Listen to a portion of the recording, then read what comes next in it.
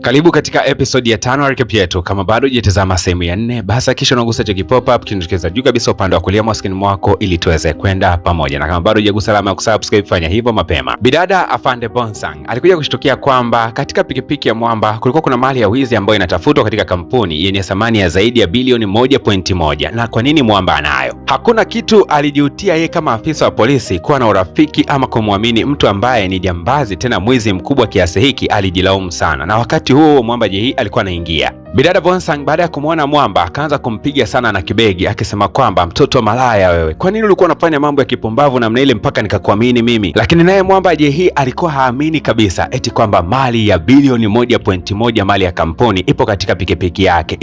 Kujaje? Akawa anamwambia bidada kwamba mimi sijaiba na sielewi hiyo mali imeingiaje kwenye pikipiki yangu. Baada ya bidada kutulia, baada ya muda kidogo hivi mbele ya kifua cha Mwamba, basi akaelekea katika eneo la mgawa. Lakini bidada bado hamwamini huyu jamaa kwa sababu hakunaga mwizi anayekubali kwamba yeye ni mwizi. Wakati huo Mwamba akasema kwamba mimi sio mhalifu kama unavyonidhania. Na Mwamba Jehi akaanza kumsimulia bidada juu ya historia yake ya maisha akisema kwamba umri wa miaka 13 tu nilianza kujitegemea kwa sababu wazazi wangu walifariki nikiwa na umri huo. Na nikaanza kujishughulisha na shughuli ndogo ndogo, nikapataga kazi katika eneo ambalo wanatengeneza vibaiskeli. Sasa na mimi nikawa fundi baiskeli, lakini kwa bahati mbaya wale watu ambao nilikuwa nikifanya nao kazi wakaja kunisingizia kwamba nimeiba baiskeli. Kutokea wakati huo jina langu likaingizwa katika rekodi za wahalifu. Nikawa ni mtu ambaye nadhaniwa labda ni mtukutu mhalifu fulani hivi kwa sababu nilikuwa nimefunguliwa kesi baada ya ule wizi wa baiskeli. Bidada Bonsang akawa amenyenyuka akasema, na wajua waizi wakubwa nyie ndio mnavyojiteteaga. Hebu vaa pingu haraka sana tuende kituo cha polisi. Lakini Mwamba alimshika bidada vizuri tu kisha akawa amemkisi na kumwambia kwamba unajua mimi sio kwamba ni mhalifu Bidada akajikuta kalegea, naye akajikuta anampiga kesi Mwamba na akajikuta amemwamini tu. Afande Bonsang akajikuta anajadili na mhalifu kwamba tutafanyaje sasa hii begi ya thamani ya bilioni 1.1. Mwamba Jehi akasema kwa kuwa mimi ni mwanaume, hebu nikabidhi hiyo mali nitaiangalia mimi. Basi bidada akawa amekabidhisha mali. Na Mwamba baada ya kuipata ile begi moja kwa moja akaelekea katika kiwanda, akaenda kumfuata bidada Wayang na kumwambia kwamba unajua nimeikuta ile begi, nimeikuta. Lakini Wayang hakuonekana kabisa kuweza kushtuka katika namna yote ile. Na kumbe bidada Wayang akasema kwamba ni mimi ndio nilikuwa nimeandaa mpango wote huo, nilitaka kujua uaminifu wako uko vipi. Mwamba alilalamika sana, yaani unanipima uaminifu wangu, hujui kama umenisababishia matatizo. Kuna mtu aniamini sasa hivi anajua kwamba mimi ni mwizi. Hasa huku upande wa pili bwana, bidada Bonsang amerudi nyumbani, anakuta mamake yuko busy kweli kumlisha bidada Kim. Sasa yeye akaanza kukumbuka kwamba mamake kuna kipindi aliwahi kumtelekeza, alafu sasa hivi mamake anamjali sana huyu Kim, mtoto wa mume wake, yani kwamba mtoto wake wa kambo. Mama mtu baada ya kugundua kwamba bidada Bonsang amejisikia vibaya, akamfuata chumbani akaanza kusema kwamba babako mimi alikuwa ananitreat vibaya sana, yani alikuwa ananifanyia mambo mabaya sana, ndio maana nikaamua kuachana naye, na mwanaume ambaye nilikuja kupendana naye ni babake na Kim. Kwa hiyo sina budi kabisa kuhakikisha kwamba ninarudisha fadhila zote ambazo mume wangu aliweza kunifanyia huyu baba yake na Kim. Bidada Bonsang alifunga masikio yake asisikie chochote kile ambacho mama yake alikuwa akimwambia wakati huo, kwani kilikuwa kikimuumiza sana. Na baada ya mama mtu kuweza kutoka, bidada alikwenda kutesti kile chakula ambacho mama alikuwa akimlisha Kim, na alikuja kugundua kwamba ni chakula ladha ile ile ya udogoni. Sasa kesho katika kituo cha polisi, bidada Bonsang akiwa amefika tu anakutana na mkuu wa kituo akitangaza tangazo kwamba lile begi la thamani ya bilioni 1.1 limeweza kupatikanika. Kwa hiyo kesi mpaka dakika hii imefungwa. Sasa bidada Bonsang akauliza ni nani alikuwa anahusika katika wizi huo. Mkuu wa kituo akasema kwamba haikuhusu, kisha akawa anawatawanisha waelekee katika majukumu yao. Ikabidi bidada Bonsang kama afande mwadilifu amfuate Mwamba Jehi na kuuliza ulifanyaje kuirudisha ile begi katika ile kampuni. Mwamba akasema kwamba mimi nienda kuwakabidhi walinzi kisha nikaendelea na issue zangu. Ikabidi bidada aulize hao walinzi ni wakina nani, nataka unipatie majina yao ili niweze kwenda kwa wahoji. Basi Mwamba akawa anamzuia bidada Bonsang na kumwambia kwamba usijaribu kufanya hivyo hata kidogo. Sasa wakati wanaendelea kubishana hapa, bidada Wayang naye alikuwa anapita mitaa hii akasema kwamba Bonsang na kuhitaji ofisini kwangu, kuna mazungumzo na wewe. Bidada Wayang akafunguka akisema kwamba nilifanya ule wizi mimi mwenyewe na nilikuwa nimeandaa tukio zima, na lengo ni kubwa ni kwamba nilitaka vyombo vya habari na matukio yote yaweze kuizungumzia kampuni yetu. Kwa faida ya kampuni nilikuwa nimeandaa jambo lile. Bidada Bonsang alikasirika sana akasema kwamba idara ya polisi nzima tulikuwa busy tukipeleleza juu ya swala hilo. Kumbe nyinyi mlikuwa mnafanya jambo hilo kama masihala ili lengo watu waweze kuizungumzia kampuni yenu muweze kupata faida. Mmetukosea sana. Sasa bidada Bonsang zile hasira zote za ofisini yeye akawa amezihamishia kwa Mwamba Jehi akasema kwamba wewe mpumbavu ulikuwa unanikisi, kumbe wewe mlikuwa mmeandaa mpango huu na mabosi zenu huko ndani muweze kufanya wizi alafu mje kutengeneza faida, si ndio? Akawa anaondoka zake. Bidada Bonsang anahisi kwamba labda huenda ana matatizo ya akili, labda anashindwa kuelewa watu. Ikabidi amfuate daktari wake wa akili na kumwambia kwamba na mazungumzo na wewe. Daktari akasema tuelekee mgawani mara moja. Sasa huko upande wa pili bwana, Mwamba akiwa anatembea mitaani, bidada Kim Sindo akambahatisha bana, alikuwa amembahatisha mitaa fulani ambapo mabegi ya samani sana yanauzwa. Sasa bidada Kim anajua kwamba huyu jamaa ni bilionea, ila hii ameweka kama siri ndani ndani ya moyo wake. Akaanza kusema jamani, hilo begi nimelipenda, nimelitamani, lazima siwezi kununua bei yake kubwa. Basi Mwamba JH akasema usihofu, nitakununulia hiyo begi, lakini itakuwa ndo malipo yangu kwa ile ajali ambayo nilikusababishia ya jicho baada ya kukulenga na mpira wa tennis. Sasa bidada Kim anajua kwamba huyu jamaa ni bilionea na ni mkurugenzi katika kampuni. Akaanza kumchimba tu maswali. Sasa wewe kiongozi, unafanya kazi gani mpaka umeweza kununua begi ya gharama kiasi kile? Jamaa akasema si unajua kazi yangu kwamba mimi ni mlinzi katika parking ya magari katika kampuni. Sasa huku bana bidada Bongsan, kumbuka alikuwa amemwita yule daktari, wanapiga naye story. Akawa amemsimulia kila kitu kwamba kuna jamaa moja linanikisigi kila wakati. Sasa daktari akasema kwamba wewe takopo yule mtu mnapendana, kama alikuwa anakukisi na unamwacha kukisi, wewe unampenda ujue. Bidada Bongsan akajikuta anafurahi sana kusikia kwamba yule mtu anampenda, alafu na yeye pia anampenda. Akajikuta tu kwa mara ya kwanza anajisi upendo tena. Hasa bidada Bongsan anarudi nyumbani, anagundua kwamba Kim alikuwa anashushwa kwenye gari ya samani kweli kweli, tena akiwa mbeba zawadi kama zote. Akaanza kumuuliza, vipi, una boyfriend mwenye hela sana? Akasema hapana. Hasa kama una boyfriend mwenye pesa kiasi hicho, anawezaje kukununulia zawadi za gharama namna hiyo, alafu unasema eti una boyfriend? Kwa ni nani huyo? Bidada Kim kwa madoido akaanza kusema haikuhu.